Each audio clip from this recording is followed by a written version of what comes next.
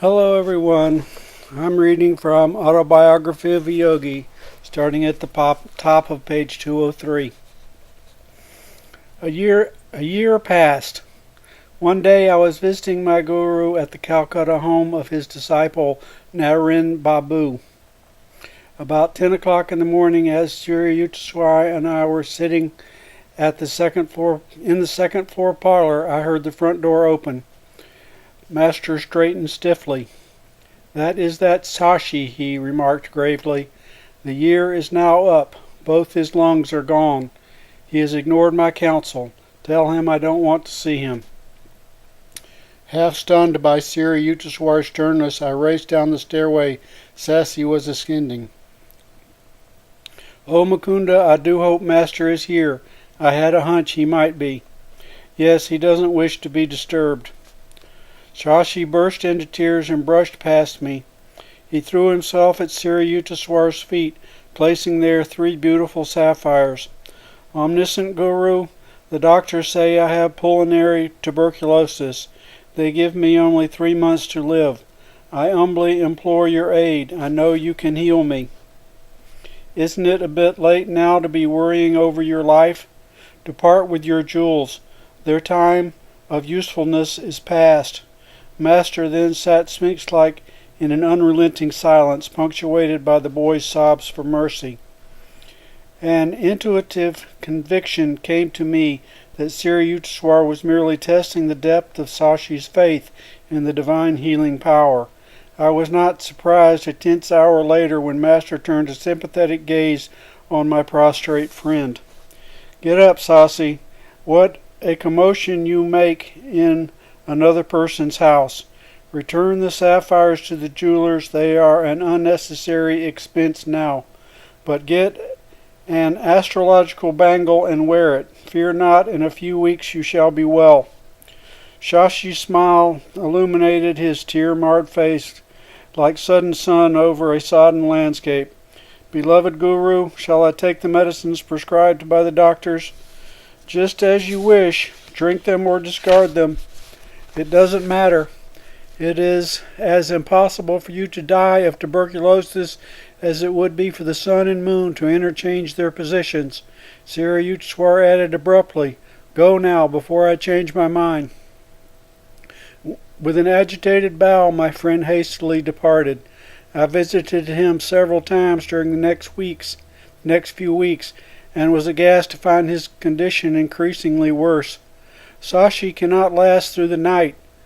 These words from his physician and the spectacle of my friend, now reduced almost to a skeleton, sent me post-haste to Semaphore.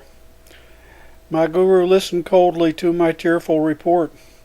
"Why do you come here to bother me? You have already heard me assure Sasi of his recovery." I bowed before him in great awe and retreated to the door. Sri Yutaswari said no parting word, but sank into silence. His unwinking eyes half open, their vision fled to another world. I returned at once to Shasi's home in Calcutta. With astonishment I found my friend sitting up drinking milk. "Oh, Mukunda, what a miracle! 4 hours ago I felt Master's presence in the room.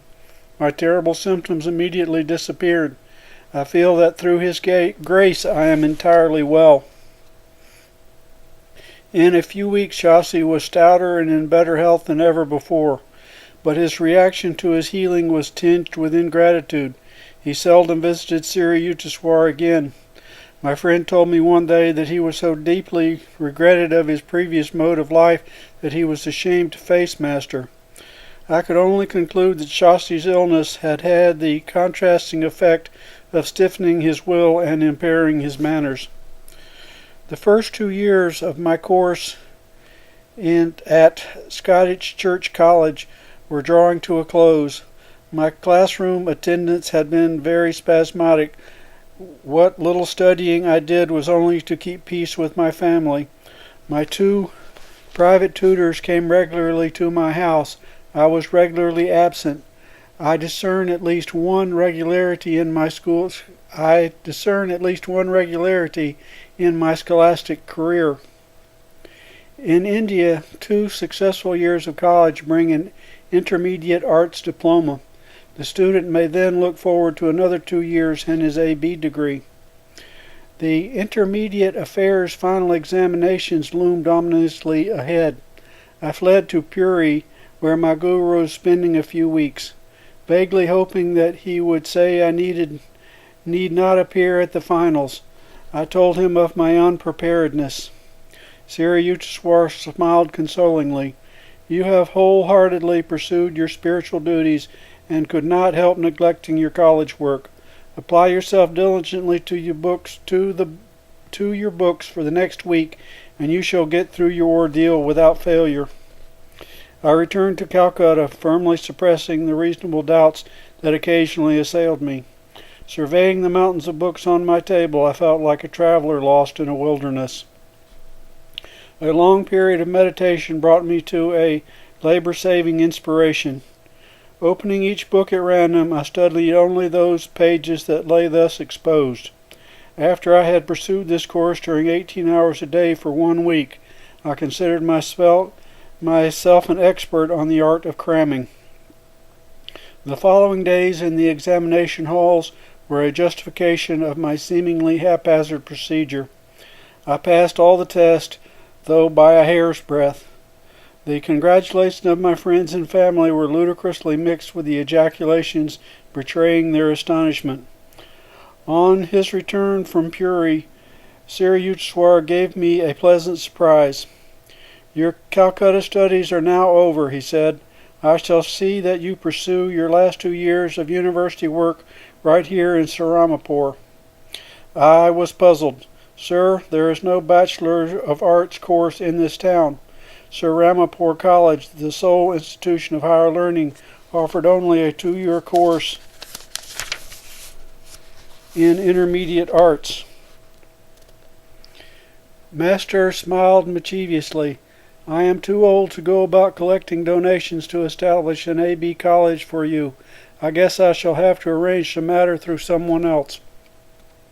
2 months later, Professor Howells, president of Sarampur College, publicly announced that he had succeeded in raising sufficient funds to offer a 4-year course. Sarampur College became an affiliated branch of Calcutta University. I was one of the first students to enroll in Sarampur as an AB candidate. Guruji, how kind you are to me. I have been longing to leave Calcutta and be near you every day in Sarampur. Professor Howells does not dream how much he owes to your silent help. Sri Yukteswar gazed at me with mock severity. Now you won't have to spend so many hours on trains. What a lot of free time for your studies. Perhaps you will become less of a last-minute crammer and more of a scholar. But somehow his tone lacked conviction. Okay, this is a photograph of Sri Yogananda at age 16.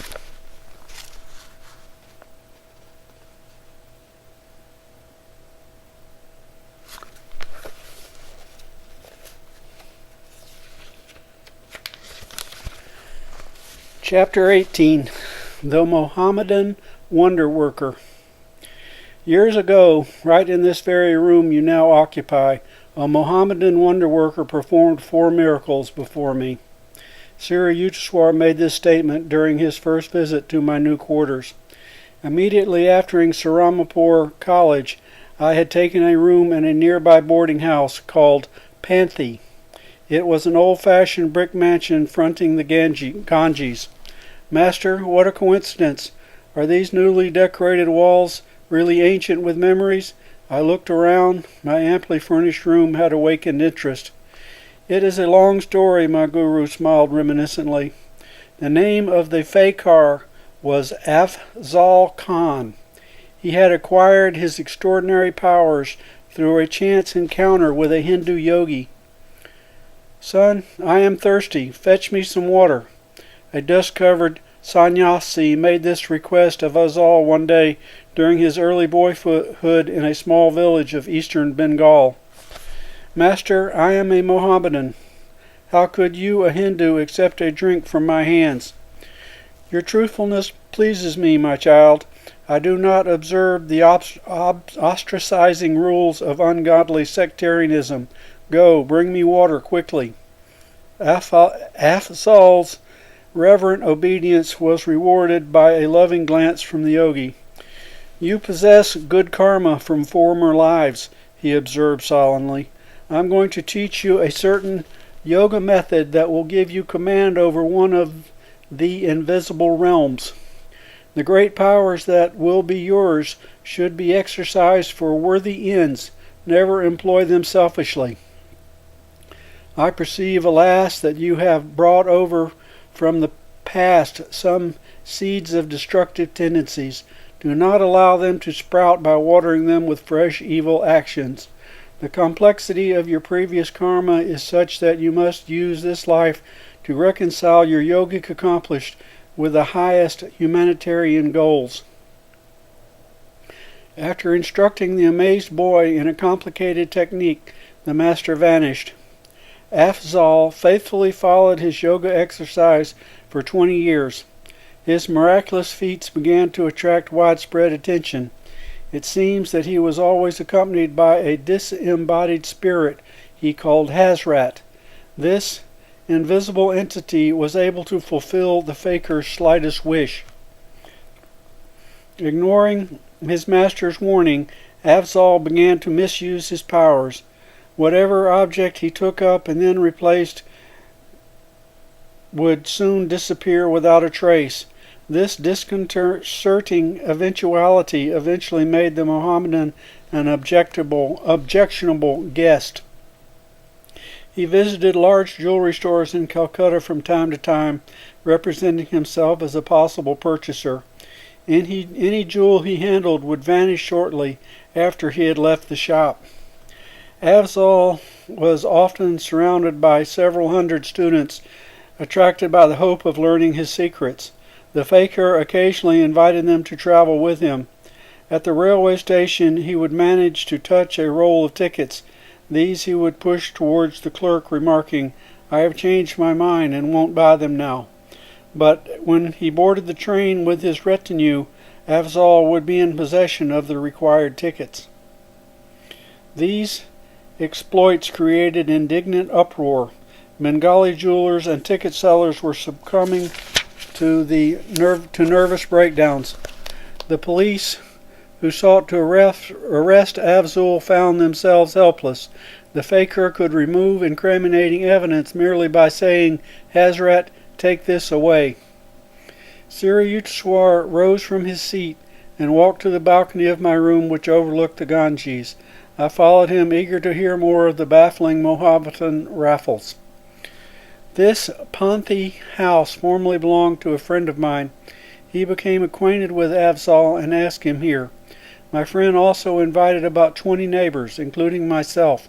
I was only a youth then and felt a lively curiosity for the notorious fakir. Master laughed. I took the precaution of not wearing anything valuable. Afzal looked me over inquisitively and then remarked, "You have powerful hands. Go downstairs to the garden, get a smooth stone, and write your name on it with chalk. Then throw the stone as far as possible into the Ganges." I obeyed. As soon as the stone had vanished under distant waves, the Mohammedan addressed me again. Fill a pot with Ganges water near the front of this house." After I had returned with a vessel of water, the fakir cried, "Hazrat, put the stone in the pot." The stone appeared at once. I removed it from the vessel and found my signature as legible as when I had written it. "Babu, one of my friends in the room was wearing a heavy antique gold watch and chain." The fakir examined them with ominous admiration. Soon they were missing. "Afzal, please return my prized heirloom." Babu was nearly in tears. The Mohammedan was stoically silent for a while, then said, "You have 500 rupees in an iron safe. Bring them to me and I will tell you where to locate your timepiece." The distraught Babu left immediately for his home. He came back shortly and handed Afzal the required sum. Go to the little bridge near your house, the faker instructed Babu. Call on Hazrat to give you the watch and chain. Babu rushed away. On his return, he was wearing a smile of relief and no jewelry whatever. When I commanded Hazrat as directed, he announced, my watch came tumbling down the air into my right hand. You may be sure I locked the heirloom in my safe before rejoining the group here. Babu's friends, witnesses of the comico-tragedy of the ransom of a watch, were staring with resentment at Vassal. He now spoke placatingly. Please name any drink you want. Hazrat will produce it. A number asked for milk, others for fruit juices. I was not too much shocked when the unnerved Babu requested whiskey. The Mohammedan gave an order, and the obliging Hazrat sent sealed containers sailing down and thudding on the floor. Each man found his desired beverage. The promise of the fourth spectacular feat of the day was doubtless gratifying to our host. Afzal offered to supply an instantaneous lunch. Let us order the most expensive dishes, Babu suggested gloomily. I want an elaborate meal for my 500 rupees. Everything should be served on gold plates. As soon as each man had expressed his preferences, the fakir addressed himself to the inexhaustible Hazrat. A great rattle ensued. Gold platters filled with intricately prepared curries, hot luchis, and many out-of-season fruits landed from nowhere at our feet. All the food was delicious. After feasting for an hour, we started to leave the room. A tremendous noise, as though dishes were being piled up, caused us to turn around. Lo, there was no sign of the glittering plates or the remnants of the meal. Guruji, I interrupted, if Afzal could easily secure such thing as gold dishes, why did he covet the property of others?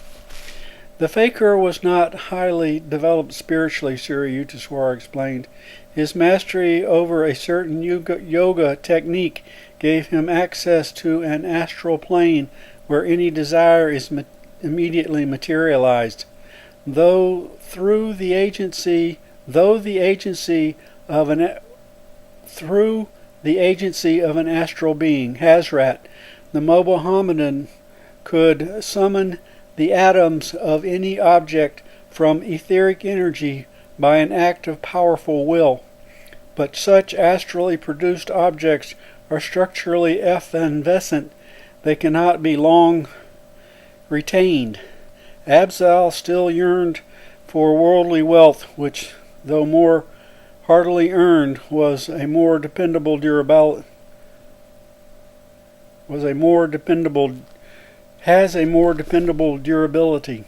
I laughed. It too sometimes vanishes unaccountably. Afzal was not a man of God realization, Master went on. Miracles of a permanent and beneficial nature are performed by true saints because they have attuned themselves to the omnipotent Creator. Afzal was merely an ordinary man with an extraordinary power of penetrating a subtle realm not usually entered by mortals until death. I understand now, Guruji. The afterworld appears to have some charming features. Master agreed. I never saw Afzal after that day, but a few years later Babu came to my home to show me a newspaper account of the Mohammedan's public confession. From it I learned the facts I have just told you about Afzal's early initiation from a Hindu guru. The gist of the latter of the published document, as recalled by Sri Yukteswar, was as follows. I, Afzal Khan, am writing these words as an act of penance and as a warning to those who seek the possession of miraculous powers. For years I have been misusing the wondrous abilities imparted to me through the grace of God and my Master. I became drunk with egotism, feeling that I was beyond the ordinary laws of mortality. My day of reckoning finally arrived. Recently I met an old man on a road outside Calcutta. He limped along painfully, carrying a shiny object that looked like gold. I addressed him with greed in my heart. I am Absal Khan, the great Fakar. What have you there? This ball of gold is my sole material wealth. It can be of no interest to a Fakar. I implore you, sir, to heal my limp. I touched the ball and walked away without reply. The old man hobbled after me. He soon raised an outcry. My gold is gone. As I paid no attention, he suddenly spoke in a stentorian voice that issued oddly from his frail body. Do you not recognize me? I stood speechless, aghast at the belated discovery that this unimpressive old cripple was none other than the great saint who long, long ago had initiated me into yoga. He straightened himself. His body instantly became strong and youthful. So, my guru's glance was fiery. I see with my own eyes that you use your powers not to help suffering humanity, but to prey on it like a common thief. I withdraw your occult gifts. Hazrat is now free from you. No longer shall you be a terror in Bengal. I called on Hazrat in anguished tones. For the first time he did not appear to my inner sight, but a dark veil suddenly lifted. I saw clearly the blasphemy of my life. My Guru, I thank you for coming to banish my long delusion. I was sobbing at his feet. I promise to forsake my worldly ambitions. I will retire to the mountains for lonely meditation on God, hoping to atone for my evil past. My master regarded me with silent compassion. I feel your sincerity, he said finally.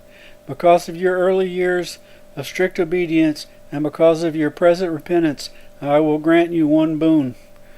Your other powers are now gone, but whatever food and clothing are needed, you may still call successfully on Hazrat to supply them.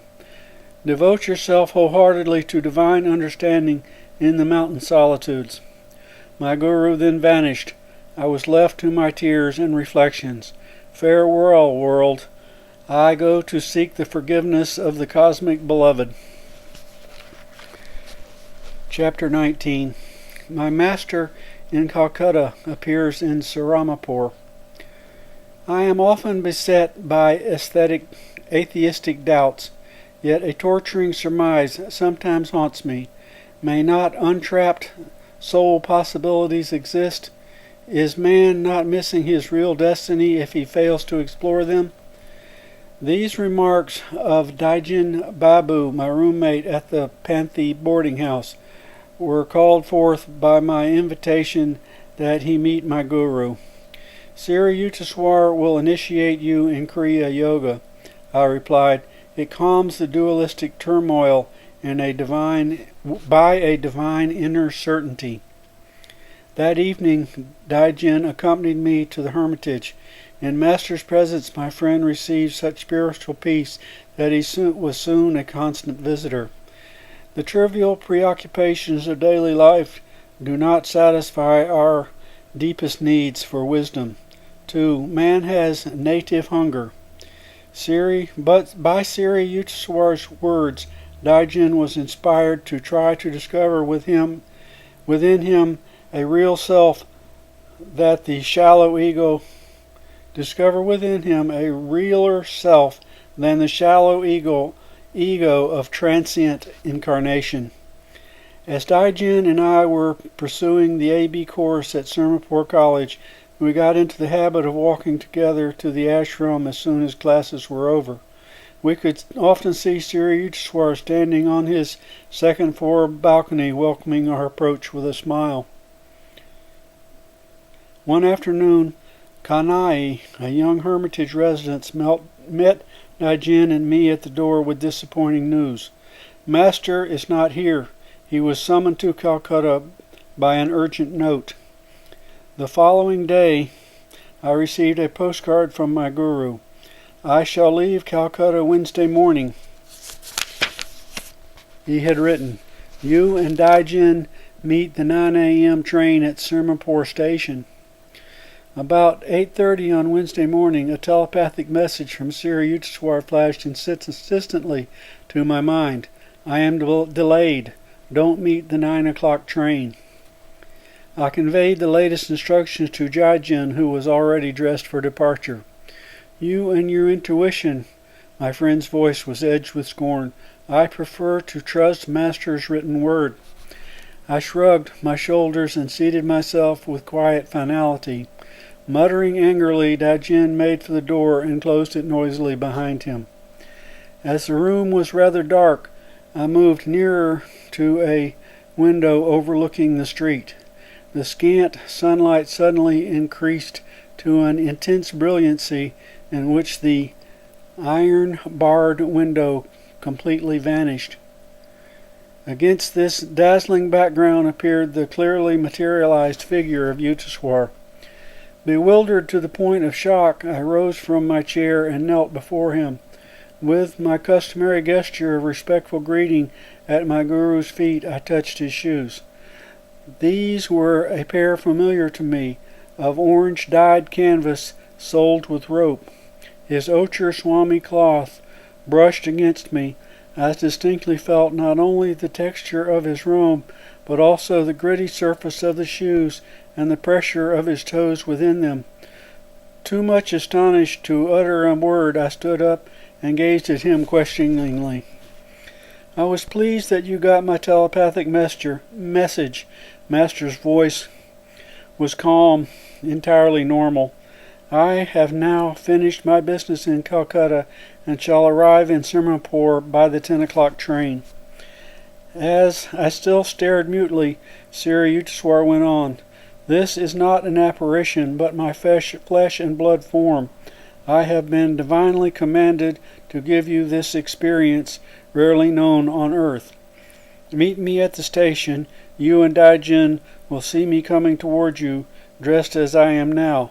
I shall be preceded by a fellow passenger, a little boy carrying a silver jug. My guru placed both hands on my head with a murmured blessing. As he concluded the words, Tab Asi, I heard a peculiar rumbling sound. His body began to melt gradually within the piercing light. First his feet and legs vanished, then his torso and head, like a scroll being rolled up. To the very last I could feel his fingers resting lightly on my hair. The effulgence faded. Nothing remained before me but the barred window and a pale stream of sunlight. I remained in a half-stupor, questioning whether I had been the victim of a hallucination. A crestfallen Dai-Jin soon entered the room. Master was not on the 9 o'clock train, or even the 9:30. My friend made his announcements with a slightly apologetic air. Come, I know he will arrive at 10 o'clock. I took Dai-Jin's hand and rushed him forcefully along with me, heedless of his protest. In about 10 minutes we entered the station, where the train was already puffing to a halt. The whole train is filled with the light of Master's aura. He is there, I exclaimed joyfully. You dream so, Dai-Jin laughed mockingly. Let us wait here. I told my friend details of the way in which our guru would approach us. As I finished my description, Siri Yutaswar came into view, wearing the same clothes I had seen a short time earlier. He walked slowly in the wake of a small lad bearing a silver jug. For a moment a wave of cold fear passed over me at the incredible strangeness of my experience. I felt the materialistic 20th century world slipping from me. I was back in the ancient days when Jesus appeared before Peter on the sea. As Siri Yutaswar, a modern yogi Christ, neared the place where Dai-Jin and I were standing speechless, Master smiled at my friend and remarked, I sent you a message too, but you were unable to grasp it. Dai-Jin was silent, but glared at me suspiciously. After we had escorted our guru to his hermitage, my friend and I proceeded towards Sirmapur College. Daijin halted in the street, indignation streaming from his every pore. So, Master sent you a message, yet you concealed it. I demand an explanation. Can I help it if your mental mirror oscillates with such restlessness that you cannot register our guru's instructions? I retorted. The anger vanished from Daijin's face. I see what you mean, he said ruefully. But please explain how you could know about the child with the jug. By the time I had finished the story of Master's phenomenal appearance at the boarding house that morning, my friend and I had reached Sarampur College. The account I have just heard of our guru's powers, Daijin said, makes me feel that any university in the world is only a kindergarten. Okay, that's the end of page 218. Thank you. Bye.